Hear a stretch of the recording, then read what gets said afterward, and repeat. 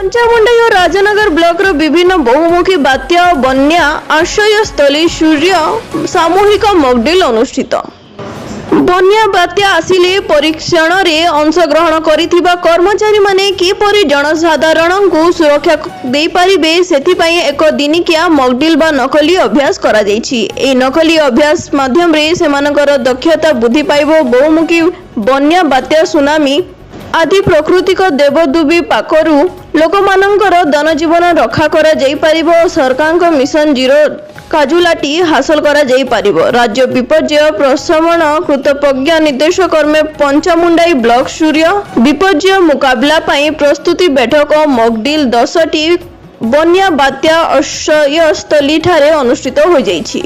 स्वच्छ शिविर अनुष्ठान अन्य श्रणर संपादक अनंत करंक पौरोहित आयोजित बैठक पंचामुंडाई वीडियो शुभ्रांशु साहू जोगदे विपर्यय परिचालन विभिन्न दिग और कौशल उपरे आलोकपात करथिले।